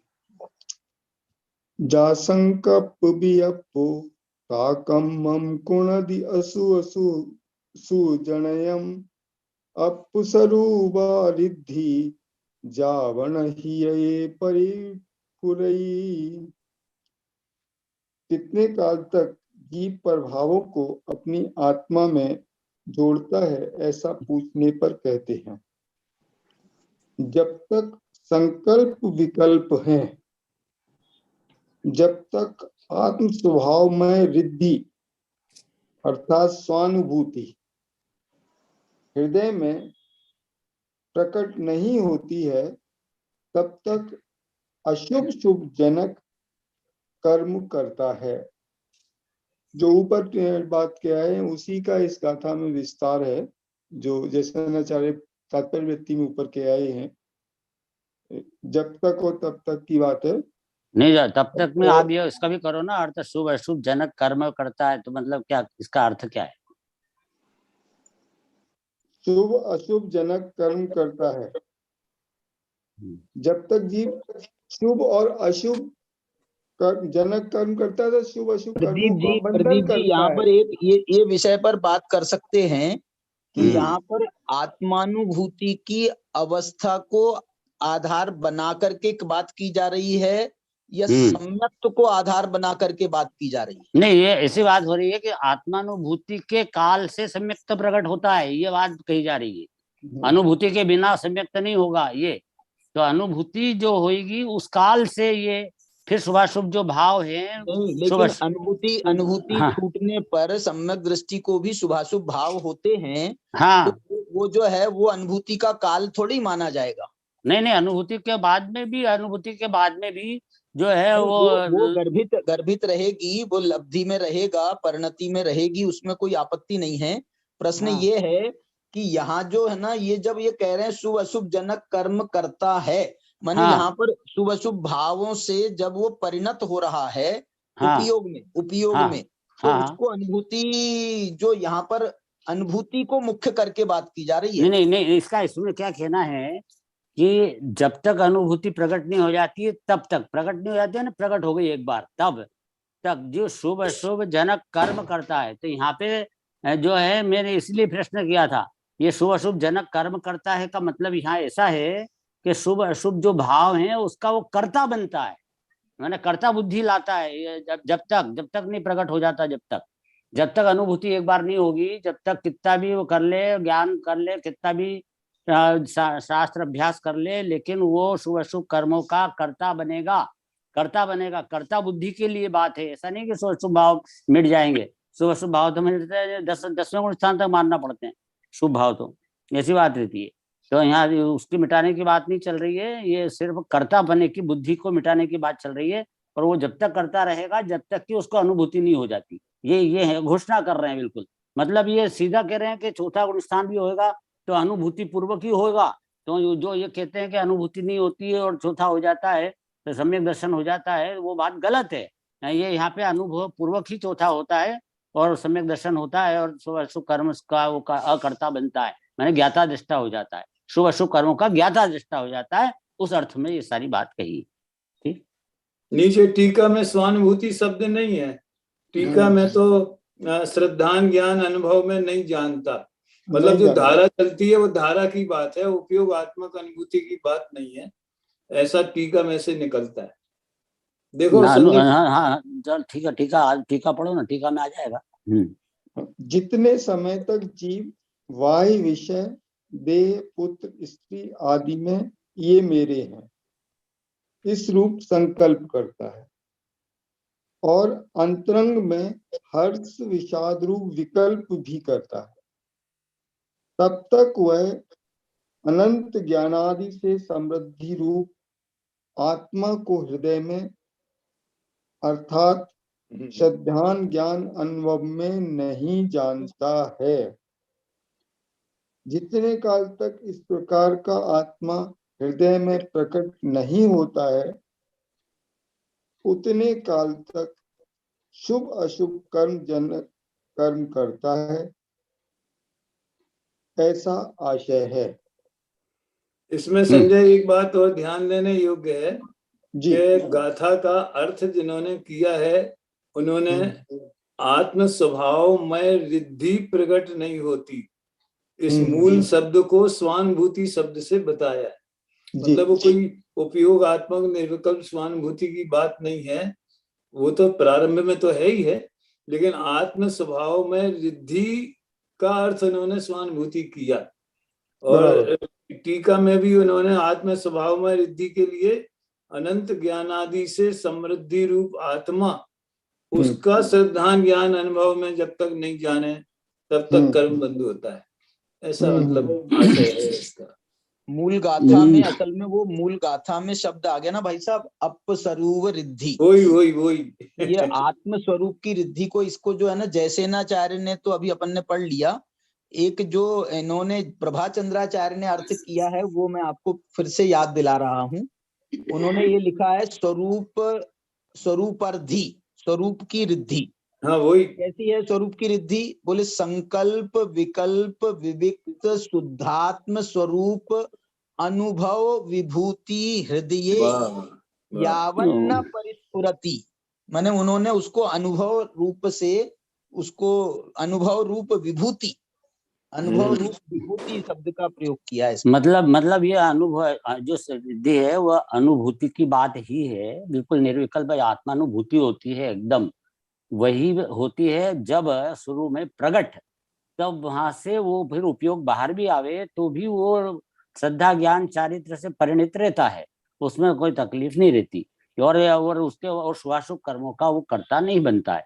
ये अलिपुरी गाथा स्पष्ट है एकदम। और यहाँ पे जो टीका में भी अस्थि नास्ति दोनों से लिखा, देखो अस्थि नास्ति दोनों से कैसे लिखा कि हर्ष विषाद रूप विकल्प भी करता है ना, तब वह अनंत ज्ञानादि समृद्धि रूप आत्मा को हृदय में श्रद्धा ज्ञान अनुभव में नहीं जानता। मतलब इन्होंने कह दिया कि जब तक वो अनुभूति नहीं होती तब तक वो आत्मा श्रद्धा ज्ञान अनुभव में नहीं जानेगा, हर्ष विषाद विकल्प का कर्ता बनेगा तो अनुभूति नहीं होगी, और अनुभूति नहीं होगी तो विकल्प का कर्ता बनेगा। ये दोनों पॉइंट इस पे। और देखो अब अनुभूति हो जाएगी तो कर्म का कर्ता नहीं बनेगा, और अनुभूति नहीं होगी तो कर्ता बनेगा। ये वाली जितने काल तक इस प्रकार का आत्मा हृदय में प्रकट नहीं होता, मतलब अनुभूति नहीं होती, उतने काल तक शुभाशुभ जनक कर्म करता है, कर्मों का कर्ता बनता है। ऐसा आशय है, बहुत स्पष्ट एकदम गाथा। भैया प्रदीप जी, हाँ प्रदीप जी, हाँ ये बोलिए। बुद्धि एक बार प्रकट हो जाती है तो बनी रहती है उपयोग न करने पर। हाँ, अनुभूति हो जाने के बाद में वो शुद्ध परिणति बनी रहती है ना, तो श्रद्धा ज्ञान चारित्र बोलते हैं उसको। वो चारित्र ही निर्मल चारित्र है, वो शुद्ध परिणति। तो वह शुद्धो ये अनुभूति तो शुद्धोपयोग है, जो एक बार प्रकट हुआ तो फिर उपयोग बाहर आता है ना। जो अनुभूति जो है वो तो परिणति में है, वो तो सम्यक दर्शन ज्ञान चारित्र रूप है, लेकिन जो ये उपयोग में चल रहा है इसको क्या नाम दोगे? हाँ, आत्मानुभूति कहेंगे उसको, उपयोग। अरे उपयोग में अभी परिणति में कह रहे हो, अब उपयोग में भी कह रहे हो कि उपयोग में भी है? नहीं, जब शुरू में प्रकट होता है तो उपयोग में जो शुभाशुभ भाव रूप से परिणत होगा वो वो उपयोग में तो परिणमन रूप तो वो स्वीकार करना ही पड़ेगा ना आपको, शुभाशुभ भाव को। हाँ, परिणमन रूप तो स्वीकार करना ही पड़ेगा। उपयोग में चल रहे हैं और सुनो, और उसके अनुसार उसके अनुपात में उसको शुभाशुभ कर्म का बंधन भी होता है। वो कर्ता बने चाहे नहीं बने, शुभाशुभ भाव यदि परिणमन में है तो बंधन तो होगा, बंधन से तो नहीं बच सकता, 10वें गुण स्थान तक नहीं बच सकता आप कह रहे हो। वो तो भाई बन नहीं सकता, वो वाली बात तो अपनी जगह पे है, लेकिन यहाँ तो जीव को तुम जब तक द्रव्य का अनुभव नहीं होवे तब तक उसका कर्ता बनेगा, तो अनंतानुबंधी कषाय से बंधेगा, ये वाली बात बताना है। और अगर आत्मा की अनुभूति हो गई तो अनंतानुबंधी कषाय से मुक्त हो चुका, और अब जितना आगे बढ़ सकता है बढ़े। वो तो फिर प्रत्याख्यान संचलन सबके भी बंद होते हैं, ये बात सही है, लेकिन उससे अब निवृत्ति करने के लिए वो पुरुषार्थ करेगा। ये मान्यता क्यों रख रहे हैं कि समय सार जो है वो सिर्फ चौथे गुणस्थान तक के ही सम्यक दृष्टि की बात कर रहा है, वो सम्यक दृष्टि की बात कर रहा है, वो मुनि भी हो सकता है वो सम्यक दृष्टि। आप हम जो है इस पे क्यों बंधे हुए हैं कि नहीं, इसमें तो चौथे गुणस्थान से आगे की बात ही मत करना, बिल्कुल यदि बात करोगे तो पाप लग जाएगा। नहीं, ऐसा नहीं कर रहे, ये अभिप्राय क्यों रख रहे हैं हम? नहीं, बिल्कुल ऐसा अभिप्राय नहीं है, भगवान बनाने तक की बात है इसमें, लेकिन वो चौथे तो से भगवान बनाओ ना, चौथे गुणस्थान से ऊपर ले जाओ ना, भगवान बनाओ तो सही। हाँ, तो ये अरे अध्यवसान तो छोड़े पहले तो बनेगा। अध्यवसान तो छोड़ा, अध्यवसान तो छोड़ने की नहीं कर रहा। तो अध्यवसान छोड़ने की बात बता रहे हैं यहाँ पे, अध्यवसान छुड़ाने के लिए गाथा है आ रही बार-बार। अनुभूति करो, आगे बढ़ने के लिए अनुभूति करो, उपयोग में भी अनुभूति को लाओ, बारंबार अनुभूति को लाओ, बारंबार अनुभूति को लाने के लिए आगे बढ़ना पड़ेगा। चौथे गुण स्थान में बारंबार नहीं होगी, नहीं हो चौथा गुण करना है, उपयोग में लाना है तो उसके लिए आगे बढ़ना पड़ेगा। और आगे की चर्चा यदि हम साथ में कर रहे हैं तो इसमें दोष क्या है, मुझे यही समझ में नहीं आ रहा। नहीं, दोष ये आज समझ। हाँ यार, ये तो है। प्रदीप जी दोष दे रहे हैं क्या? नहीं, मैं बोल रहा हूँ हम आगे की बात कर देवे तो फिर पीछे पलट के ले आते हैं, नहीं यहाँ उसकी बात नहीं है, यहाँ तो उसकी बात नहीं है, यहाँ तो सिर्फ उसी की बात है जिसने अनुभूति प्रारंभ करी है। अनुभूति बाद में अनुभूति करने की जरूरत ही नहीं है, परिणति में तो नहीं। मैं तो उस बात के लिए वापस लाता हूँ कि अध्यवसान में आप आगे का लाते हो, यहाँ अध्यवसान की बात इसी में कही है सिर्फ। भाई साहब यहाँ दोनों संयत असंयत दोनों की बात है, ये बहुत स्पष्ट से समझ में आ रहा है, क्योंकि ये भी गाथा जो है ना, जो कर्म को व्याख्यायित कर रही, जो अतिरिक्त गुनगुन आचार्य देव की गाथा जो हमने अभी पढ़ी, ये भी कर्म की व्याख्या कर रही है। और कर्म की व्याख्या में संकल्प विकल्प रूप जो कर्म है, अच्छा शुभ अशुभ दोनों को ले रहे हैं, शुभ का स्थान संयत है, अशुभ का स्थान असंयत है, इसलिए दोनों की बात है, दोनों तरह के कर्मों की बात है, दो अलग अलग छोर नहीं है। ये कि संयत का छोर अलग है और उसकी बात यहाँ नहीं है, ये भी कहना गलत होगा, और असंयत का छोर अलग है उसकी बात नहीं, ये कहना भी गलत होगा, दोनों की बात है यहाँ पर। चलिए अपन 271 गाथा में चलते हैं भाई साहब। प्रदीप जी भाई साहब आप 271 गाथा ले लीजिए। 271 यहाँ बारंबार अध्यवसान शब्द कहा गया है, वह अध्यवसान क्या है उसका स्वरूप भली भांति समझ में नहीं आया। ऐसा प्रश्न होने पर अध्यवसान का स्वरूप गाथा द्वारा कहते हैं। गाथा नंबर 271। प्रसिद्ध गाथा है। बुद्धि बुद्धि ववसाओ विह अध्यवसानम मदीय विण्णाणम एकठमेव सौवम चित्तम भावोय परिणामो। जो बुद्धिमति व्यवसाय अध्यवसान अरुविज्ञान है। परिणाम चेतरुभाव शब्द ही सर्व ये एकार्थ है। ये सब पर्यायवाची नाम बताए हैं इस गाथा में। और ये जो गाथार्थ है, बुद्धि, जिसको अध्यवसान को बुद्धि बोलो, मैंने ज्ञान में अध्यवसान, व्यवसाय व्यवसाय बोलो, अध्यवसान बोलो, और मति, विज्ञान, चित्त, भाव और परिणाम, ये सब एकार्थ ही है। अर्थात नाम अलग अलग हैं किंतु अर्थ भिन्न नहीं है। तो इसमें ये ऐसा समझना चाहिए कि जो ये अध्यवसान है वो ज्ञान में होता है, इसलिए विज्ञान बोला है इसको विज्ञान। तो ये अध्यवसान कहाँ होते हैं? ज्ञान में होते हैं। ज्ञान भी भ्रम होता है ना, तो अध्यवसान हुआ। तो ये जो अध्यवसान है ज्ञान में हुआ, लेकिन इसका दूसरा रूप एक है कि सभी ज्ञान अध्यवसान नहीं है, लेकिन ज्ञान अध्यवसान है। ये लेकिन ये जो अध्यवसान है वो सभी ज्ञान में होते, ज्ञान है। इस तरह से सब में लगाना है अपने को, ये सारी बातों में। क्योंकि अब ये जो विज्ञान है वो तो अनुभूति में प्रवर्त रहा हो, तो उसको वो ये वाला अध्यवसान नहीं कहेंगे, कोई सा भी अध्यवसान नहीं करेंगे, और रागादि भाव वाला भी अध्यवसान नहीं कहेंगे उसको। तो जो आत्मानुभूति में वो विज्ञान लगा हुआ है, तो इसलिए जो ज्ञान है वो अध्यवसान नहीं है, पर जो अध्यवसान है वो ज्ञान में हो रहा है, ज्ञान में हो रहा है इसलिए ज्ञान बोला, परिणाम में हो रहा है इसलिए परिणाम बोला, भाव में हो रहा है इसलिए भाव बोला, ये इस व्यवसाय में हो रहा है व्यवसाय बोला। ये सब एकार्थवाचक है, नाम अलग अलग हैं किंतु अर्थ भिन्न नहीं है। टीका, स्वपर अविवेक ही, स्वपर का भेद विज्ञान न हो तब ही जीव की अध्यवसिति मात्र अध्यवसान है। देखिए अब बिल्कुल स्पष्ट कर दिया उनने ना, मतलब चौथे गुण स्थान के बाद अध्यवसान नहीं है, ये यहाँ पे समझा रहे हैं कि भाई मान जाओ, बार बार मत लाओ इस बात को कि आगे अध्यवसान है, आगे अध्यवसान है। ये समझ लो पहले कि जब तक भेद विज्ञान नहीं हुआ, स्वपर का भेद विज्ञान नहीं हुआ, तब तक ही जीव अध्यवसिति मात्र अध्यवसान है उसको। ये स्वपर का अविवेक वाला जो अध्यवसान है वो यहीं पर ही है। ये बड़ा भारी खतरनाक चीज वो यहाँ है, इसको हटाने की बात चल रही है। जिसको कैंसर कहा गया आत्मा के अंदर का, वो अध्यवसान है, वो आत्मा, वो मिथ्यात्व है, वो अध्यवसान है। और वही जिसे अध्यवसान कहा है वही बोधन मात्रत्व से बुद्धि है। अब वो जो अध्यवसान का, जिसे अध्यवसान कहा है, मतलब ये तो बात स्पष्ट ही है कि वो उन्होंने स्पष्ट कर दिया कि स्वपर का भेद विज्ञान न हो तब तक वाली बात चल रही है। ये तो पहले क्लियर है, स्पष्ट शब्द मूल में आचार्य का यह है कि स्वपर अविवेक ही, तो कोष्टक में लिख भी दिया है, चलो स्वपर का भेद विज्ञान न हो, पर मूल में भी लिखा हुआ है ना, स्वपर का अविवेक ही, तब ही जीव की अध्यवसिति मात्र अध्यवसान है। तो फिर यहाँ पे और वही जिसे अध्यवसान कहा है वही बोधन मात्रत्व से बुद्धि है। मतलब अध्यवसान बोधन में ही है ना, ज्ञान में है, बोध में है, इसलिए बुद्धि नाम दिया उसको, बुद्धि दिया, पर खोटी बुद्धि है, वो उल्टी बुद्धि है। पर बुद्धि है तो बुद्धि में ही ना, खोटापना भी कहाँ आएगा, बुद्धि में ही तो आएगा ना।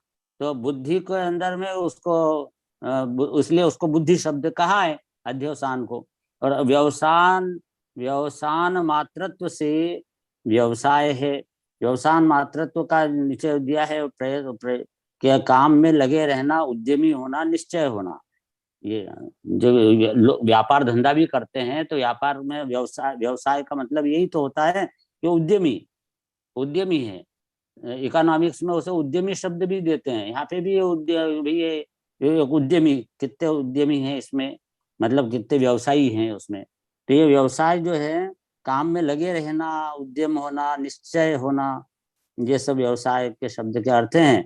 तो व्यवसाय मातृत्व से व्यवसाय है, अर्थात ये वो काम में लगा रहता है। अध्यवसान भी जो है विपरीत स्वपर का एकत्व पन्ने का भी काम जो है वो कंटिन्यू करते ही रहता है, वो करते ही एकत्व एकत्व एकत्व मानते ही रहता है उसकी बुद्धि में। शरीर में हूँ, शरीर में हूँ, शरीर में हूँ, मैं नारकी हूँ, मैं तिरंज हूँ, मैं धर्मादि द्रव्यों को जानता हूँ, मैं तो अभी यह मकान जानता हूँ, मैं सिनेमा जानता हूँ, ये सब में इसमें लगा ही रहता है। वो तो उसको है ही नहीं कि अपने ज्ञान में सिनेमा है ही नहीं। सिनेमा जैसा आकार ज्ञान में बना, वो ज्ञान का बना है। मैं ज्ञान मात्र शुद्ध एक आत्मा हूँ हमेशा 24 घंटे, और 24 घंटे तुम्हें लगा दो अनादि 24 घंटे इंटू अनंत, माने अनंत काल से हर क्षण में ये जो है वो इसी व्यवसान में लगा हुआ है। एकत्व बुद्धि के, कर्तृत्व बुद्धि के काम में कंटिन्यूशन है उसका। ये जब तक कि उसको स्वपर का भेद विज्ञान न हो जाए तब तक, है ना। तो स्वपर का भेद ज्ञान और स्पष्ट भी करेंगे भावार्थ में भी वाला, कि जब तक नहीं हो जाएगा जब तक। ये और देखिए, अभी अभी यहाँ पे चल रहा है बोधन मात्र से बुद्धि है, व्यवसान मात्रत्व से व्यवसाय है, और मनन मात्रत्व से मति है ना। मनन मात्र से मति है, मति मतलब मनन करना, मनन मानना जानना को मति शब्द दिया गया है। तो मानना जानना है ये सब, ये मति है। और विज्ञप्ति मात्रत्व से विज्ञान है। ये जो ज्ञान होता है, ज्ञान की पर्याय में ही होता है ये भ्रम, जो जितना भी भ्रम है, संशय विपर्य अध्यवसाय, सभी ज्ञान की पर्याय में है। ज्ञान के त्रिदोष हैं ये, तो ये वो उसके अंदर में अध्यवसान है सारा ज्ञान के अंदर में, कि वो पर द्रव्य मेरा है, ये ज्ञान में घुस गया है। ये सब अध्यवसान उसके भरे पड़े अनंत काल से, अनादिकाल से। तो ये विज्ञप्ति मात्र से वो है ज्ञान में, इसलिए उसे विज्ञान शब्द दिया कि विज्ञप्ति में है वो। उल्टी विज्ञप्ति है पर है विज्ञप्ति ना। और चेतना मात्रत्व से चित्त है, चेतना मात्रत्व से चित्त है। चित्त चित्त जो नाम दिया गया है चित्त, वो चेतना के कारण से दिया गया है, जिसमें चेतना होती है, जानना होता है। तुम्हारे चित्त में क्या है, मतलब तुम्हारे जानने में क्या है, तुम्हारी चेतना में क्या आ रही बात, ऐसा बोलते हैं अपन कि तुम्हारे चित्त में क्या है भाई, ये बताओ ना तुम्हारे चित्त में क्या है, मतलब तुम्हारे ज्ञान में क्या है, तुम्हारी चेतना में क्या है। तो जिसमें चेतना मात्रत्वता है उसी को चित्त कहा गया है।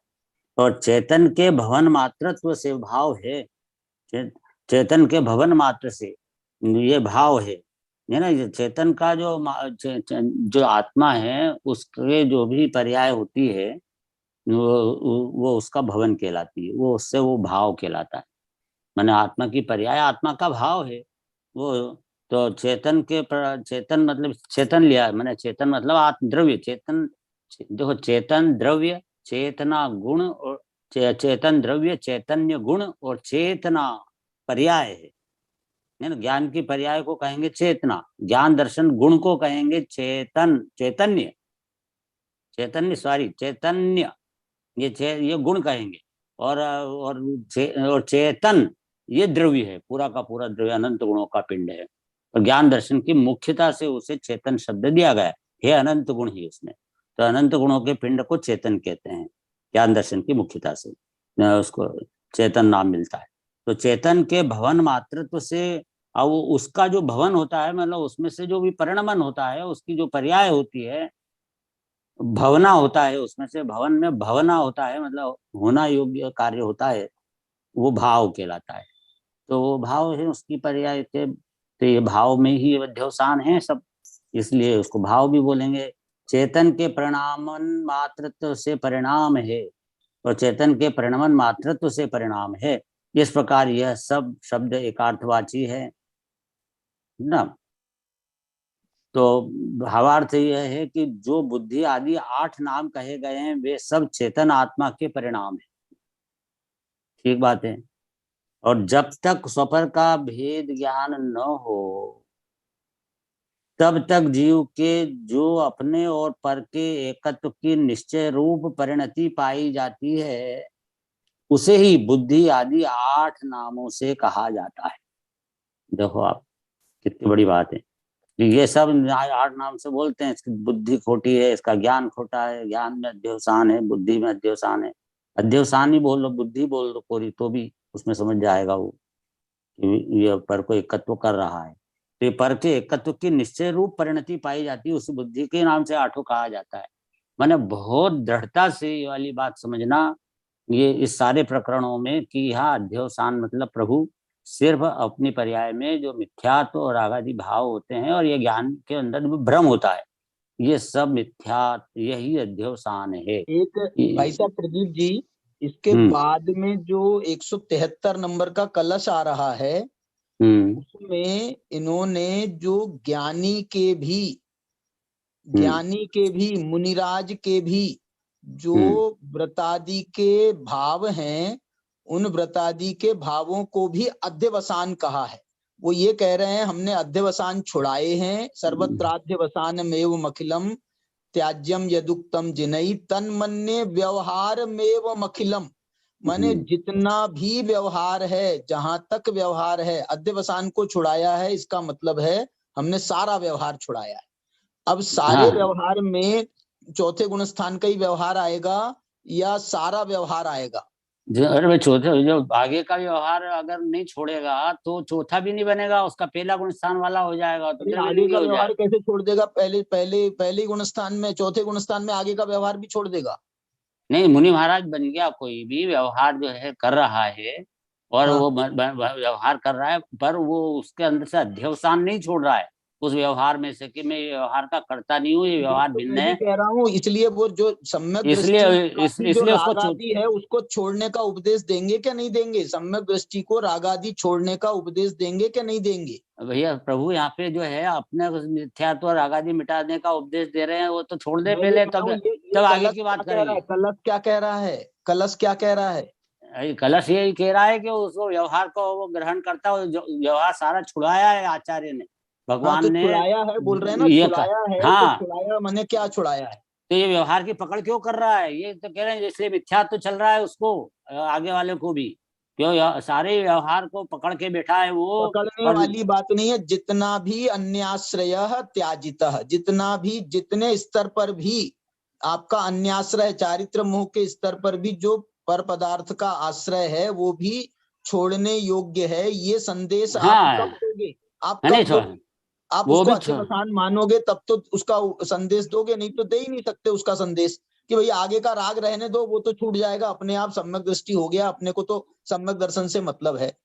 देखो आपने राकेश जी आपने एक शब्द अच्छा बोला है 42 में कि आगे का भी वो छोड़ने योग्य है, वो उपदेश दो ना उसको, छोड़ने योग्य है मतलब कि वो छोड़ने योग्य नहीं है। अभी आपने ये बोला था योग्य अकेला मानने से काम नहीं चलेगा। नहीं, त्यागने योग्य है कहा है। मत मानो, छोड़ने योग्य मानो और छोड़ो नहीं, तो फिर तो फंसे रहोगे। हाँ, छोड़ने योग्य अगर तुम मान लोगे तो आप सम्यक दृष्टि हो जाओगे, और छोड़ने योग्य नहीं मानोगे और करते रहोगे, कर्ता बुद्धि रखोगे, होने का मना है ही नहीं यहाँ पे। राग तो होगा आगे, होने का मना क्यों नहीं है? होने का भी निषेध कर रहे हैं। व्यवहार मखिलम त्याज्यम, व्यवहार सारा का सारा व्यवहार छुड़ाया है। होने हमको कैसे रख लेंगे उसको? देखो वो भी अन्याश्रित है, वो भी अन्याश्रित है और वो कर्म बंध जनक है, दुखदायक है। वो भी दुखदायक, सम्यक दृष्टि का राग है, वो भी दुखदायक है क्या नहीं? हाँ, दुखदायक है ना सम्यक दृष्टि का भी। तो इसलिए तो उसने त्याज्यम उक्तम लिखा है उसका आगे, देखो एवं त्याज्यम उक्तम, त्यागने योग्य कहे, मतलब वो माने योग्य नहीं होता, उक्तम माने कहा है होता, योग्य नहीं होता। नहीं, इसमें तो लिखा है अर्थ है, इसमें लिखा है हिंदी में ऐसे लिखा है त्यागने योग्य कहे। इसलिए हम यह मानते हैं कि पर जिनका आश्रय है ऐसा व्यवहार ही संपूर्ण छुड़ाया है। तो ये जो चौथा गुण स्थान वाले के बाद में पांचवें गुण स्थान वाले का जो व्यवहार है और छठे सातवें का छठे का जो व्यवहार है वो सारा छुड़वाया है। छुड़वाया है मतलब ये सब भिन्न है, और वो आचार्य उसको छोड़ना है, जान सम्यक दृष्टि है, भावलिंगी संत है, तो उनका जो व्यवहार है उसको वे जानते हैं कि ये सब छोड़ने योग्य है, छूटा ही पड़ा है, मैंने छोड़ दिया है, चौथे गुण स्थान से छोड़ दिया है। ये तो अपने आप कर्म का परिपाक चल रहा है उदय में, वो है व्यवहार मेरा। मैं व्यवहार कर रहा हूँ क्या? मैं तो भेद ज्ञान अनुभूति करने का पुरुषार्थ कर रहा हूँ, ज्ञाता दृष्टा हूँ बस उसका, तो राग का तो व्यवहार का। इसलिए वो बहुत ऊंचा कलश है, वो तो बहुत प्रसिद्ध कलश है ये वाला, तो मोक्ष प्रकाशक में भी दिया गया ये वाला 173 नंबर का कलश का उद्धरण। सारा व्यवहार छुड़ाया है, ये सब ये व्यवहार भाषी के प्रकरण में देखिए आप, और उसका उत्तर भी टोडरमल जी ने बहुत अच्छा लिखा है। भाई साहब वो भी देखेंगे अपन कल, वो भी देखेंगे। हाँ वो भी देख लेंगे ना। और ये जो जरूर, दूसरी जरूर। बात ये है कि और 271 जो सा अभी हाल अपना चला, ये इसके अंदर जो लिखी है उस बात पे अपन को पहले दृढ़ श्रद्धा करना चाहिए, फिर 173 भी अपन पढ़ेंगे कल। इसमें भाई साहब, इसमें भी दृढ़ श्रद्धा करने वाली बात ये है, अध्यवसान के शब्दों में वो पर्यायवाचियों में भाव को भी अध्यवसान कह रहे हैं, परिणाम को भी अध्यवसान कह रहे हैं। माने वो ये जो अध्यवसान के 8 पर्यायवाची बताए हैं, इन 8 पर्यायवाची शब्दों पर हमको ध्यान देना पड़ेगा। ऐसा थोड़ी है कि हम जो है ना हर जगह वही अर्थ करके, एक अर्थ करके फिर जो है ना उनकी जो भावों की विकृतियां हैं, उन विकृतियों पर ध्यान देंगे क्या नहीं देंगे। परिणामों की जो विकृतियां हैं, विकारी भाव है, विकारी भाव मात्र को अध्यवसान की संज्ञा मिल जाती है। देखो यहाँ पे जो आचार्य ने लाइन में स्पष्ट किया कि कोई लोग ऐसा नहीं मानेंगे, तो उन्होंने खुल के खुला कहा कि स्वपर का अविवेक ही तब जीव की अध्यवसिति मात्र अध्यवसान है। तो अब इसके बाद भी आचार्य कह रहे, खुल के कह रहे हैं, उसके बाद भी नहीं मानने को तैयार होता, आपकी मर्जी की बात है, कुछ भी मत मानो। नहीं ठीक है, ठीक है भाई साहब मेरी बात सुनिए। बोलिए। हाँ, मैं ये कह रहा था कि अध्यवसिति जो शब्द है, इसका जयचंद जी साहब ने अर्थ जो है वो किया है निश्चित मात्र, ऐसा अर्थ किया जयचंद जी साहब ने। वो उसमें नहीं आया, कोटा वाले में नहीं आया, वचनिका में आया है, निश्चित मात्र ऐसा अर्थ आया। तो निश्चित आया ना, नीचे फुटनोट में डाला है ना इन्होंने कोटा वाले में, एक दूसरे की मान्यता पूर्वक परिणति मिथ्या निश्चिति, मिथ्या मतलब निश्चय होना, लिखा है स्पष्ट। हाँ हाँ हाँ, मैं एक और दूसरी बात कह रहा था कि ये कुंकुल आचार्य देव, ये गाथा एक दृष्टि से बहुत महत्वपूर्ण लग रही है मुझे कि अध्यवसान को टोटलिटी में समझने के लिए ये गाथा बहुत महत्वपूर्ण है। समय सार में बहुत जगह बुद्धि अर्थ शब्द का प्रयोग हुआ होगा, बहुत जगह व्यवसाय अर्थ का प्रयोग हुआ होगा, बहुत जगह मति का, विज्ञान का, भाव का और परिणाम का प्रयोग हुआ होगा मूल गाथाओं में। हाँ ठीक बात है। उन सभी जगह जहां जहां प्रयोग है, वहां किस तरह से अध्यवसान का अर्थ समझना है, क्योंकि ये बता रहे कि ये सब पर्यायवाची हैं, तो वहां किस तरह से अध्यवसान का अर्थ समझना है, ये बात यहाँ तो ये एक मतलब अपन समझने की कोशिश कर सकते हैं कि किस कहाँ कहाँ प्रयोग है और वहां किन अर्थों में प्रयोग है। देखो ये संजय जी ऐसा भी इसका ऐसा अर्थ है कि जहाँ भी शब्द बुद्धि अपटी बुद्धो हवदी ताव, अब वहां बुद्धि शब्द का प्रयोग है ना। इसी तरह से अलग अलग प्रयोग, भाव का भी प्रयोग मिल सकता है, परिणाम का भी प्रयोग मिल सकता है हमें, तो वो सब अध्यवसान के संदर्भ में प्रयोग है, ये कुंकुल आचार्य कहना चाहते हैं। तो अध्यवसान को समझने की दृष्टि से बहुत महत्वपूर्ण है। हाँ नहीं, आपने जैसा बुद्धि का शब्द आया कि बुद्धि, तो हम बुद्धि को अध्यवसान समझे ऐसा नहीं है, पर उस प्रकरण में ऐसा लिखा है कि जब तक वो जो है स्वपर का अविवेक रूप बुद्धि ऐसा शब्द दिया जाएगा, उस बुद्धि को तुम अध्यवसान समझना, ऐसा है। डायरेक्ट बुद्धि का अध्यवसान नहीं है। यहाँ अध्यवसान के दो अर्थ हो गए ना स्पष्ट रूप से, एक सम्यक अध्यवसान, एक मिथ्या अध्यवसान। यहाँ जो मिथ्या अध्यवसान के रूप में बुद्धि, व्यवसाय और विज्ञान, भाव, परिणाम है मिथ्या के संदर्भ में, वहां मिथ्या अध्यवसान लेना। जहाँ सम्यक के संदर्भ में है वह सम्यक अर्थ लेना, ये भी इसके साथ जुड़ा हुआ है। टीका तो ये कह रही है कि स्वपर के अविवेक रूप भेद ज्ञान, मतलब ये मिथ्या वाली लाइन पर चली है, टीका तो ये कह रही है। लेकिन सम्यक वाली लाइन भी इस अध्यवसान की हो सकती है, इसकी भी संभावना गाथाओं में मिल सकती है ना। वो इसलिए कहा था कि वो जो जैसे कि बुद्धि है, तो जहाँ जहाँ बुद्धि है वहां वहां अध्यवसान है ऐसा नहीं, पर जो अध्यवसान पना है वो बुद्धि में होता है, इसलिए ऐसी बुद्धि ऐसा लेना है।